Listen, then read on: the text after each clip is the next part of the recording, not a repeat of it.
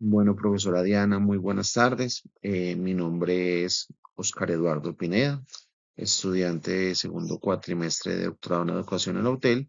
Y pues a continuación paso a realizar la exposición del entregable uno, de la primera parte del ensayo, del escrito, que por ahora yo lo tengo titulado como Experiencias digitales informales en dispositivos móviles y aprendizajes significativos en el aula. Digamos que es una pauta inicial. Yo soy docente de filosofía, magíster en filosofía de la Universidad Tecnológica y en el colegio donde estoy, en la institución educativa Boyacá en Pereira, soy docente de tanto de sociales como de filosofía y de ahí digamos que el punto de partida de mi investigación o de mi escrito sea no tan ligado a la parte solo tecnológica, sino también a la parte del ser, a la parte de la esencia, a la parte de la identidad, que es lo que me preocupa realmente, cómo esas tecnologías y cómo la no educación en esto está generando en los estudiantes una falta de identidad, una falta de cultura digital. ¿Ok? Esta primera parte, pues es la diapositiva que usted nos estaba pidiendo referente a la parte del avance, como a darle organización, a darle una ruta a la investigación como tal. Entonces tenemos pues el problema en la introducción, donde está pues el contexto, donde dice pues que en la institución educativa Boyacá, que está en Pereira, cuenta con conectividad, cuenta con internet, cuenta con equipos, con todas las cosas disponibles.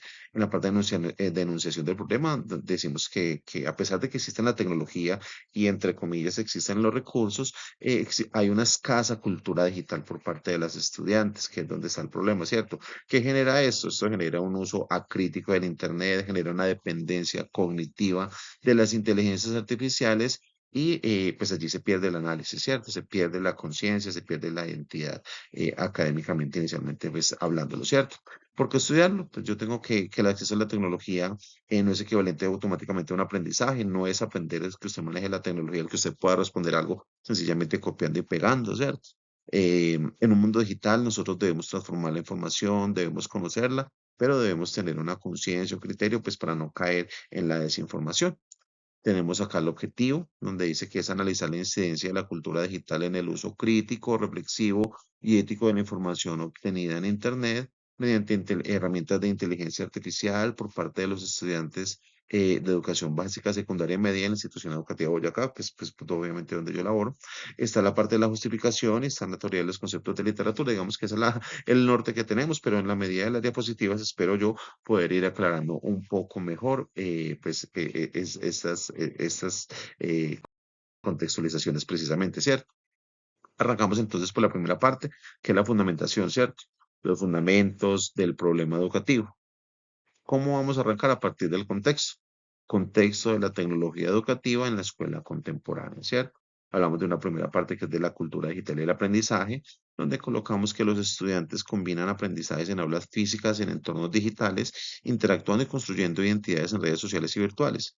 Inclusive en la institución donde yo estoy, en esos momentos hay un debate muy fuerte sobre si permitir que los estudiantes lleven celulares al colegio o no lo hagan.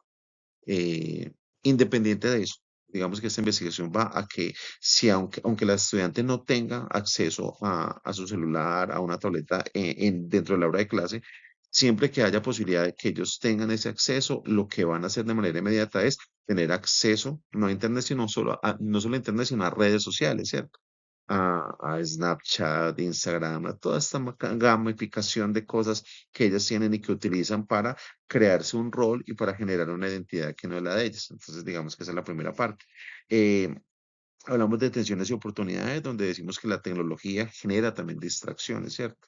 Genera entretenimiento vacío, inorgánico, pensaría yo, pero también facilita muchas cosas, facilita la búsqueda de la información, facilita la producción de contenidos, estimula el conocimiento en jóvenes cuando obviamente se está ligado hacia esa ruta.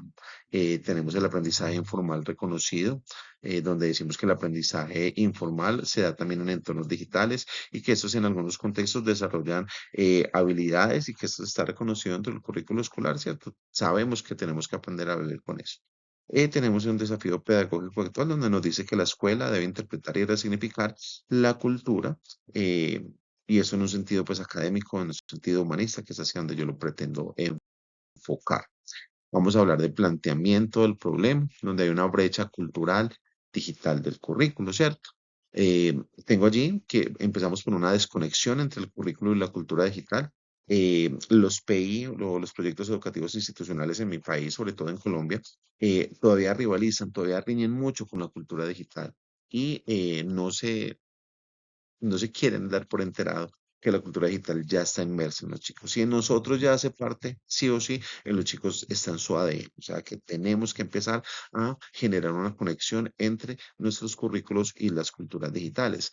Eh, también en la parte de aprendizajes digitales invisibles, donde decimos que esos aprendizajes digitales no son visibles en los formatos escolares, en los formatos tradicionales de tablero y marcador, ¿cierto? Pero sí se generan en el Internet, en las redes, prácticas pedagógicas en algunos contextos. Si bien en la mayoría de casos los estudiantes por desconocimiento o por la no dirección adecuada lo utilizan para cosas negativas, también existe esta otra parte, ¿cierto? Hablamos de los riesgos sin mediación pedagógica, donde decimos que la falta de mediación del uso de dispositivos móviles expone a los estudiantes a la desinformación y a la presión social, ¿cierto? Un estudiante que no está bien condicionada, que no está bien enrutada, que no tiene una asesoría, que no tiene una autonomía, pues son las que más sufren con esto de la desinformación y de la presión social que generan las redes sociales, ¿cierto? Nosotros vemos como, por ejemplo, en la parte física, en la parte del peso del cuerpo de las estudiantes, yo que trabajo sobre todo en un colegio que hasta hace poco fue femenino, vemos con mucha tristeza cómo les afecta y cómo inclusive las lleva a tener problemas como ansiedad, como depresión, debido a esa presión social que ellas sienten y que obviamente por no tener un conocimiento les genera mayor presión o les sale de sus medios. Tenemos en la segunda parte una pregunta de investigación, un enfoque de estudio, donde hacemos la pregunta en la investigación central, ¿cierto? Que esta pregunta que les mencioné anteriormente busca explorar cómo las experiencias digitales informales en móviles pueden generar aprendizajes significativos en estudiantes de secundaria. Hacia allá va todo, hacia allá va todo, hacia cómo el Internet, la conectividad, estas nuevas tecnologías permiten la formación, el aprendizaje significativo en estudiantes, pero también una identidad cultural digital que les permita diferenciar esa parte de Internet, esa parte virtual y esa parte de quién soy yo realmente y que no puedo generar falsas expectativas ni dejarme llevar por este tipo de fenómenos, ¿cierto?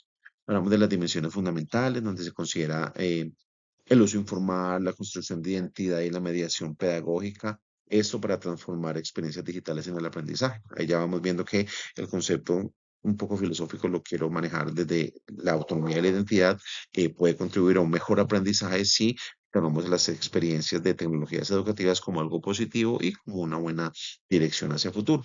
Hablamos de un enfoque que es cualitativo e interpretativo, obviamente, cualitativo, ¿cierto? No lo podemos manejar cuantitativo. Y vamos a hablar también de un contexto institucional específico, donde lo vamos a hablar, pues obviamente es en la institución educativa Boyacá, bajo las condiciones y los contextos que allí nos están pautando.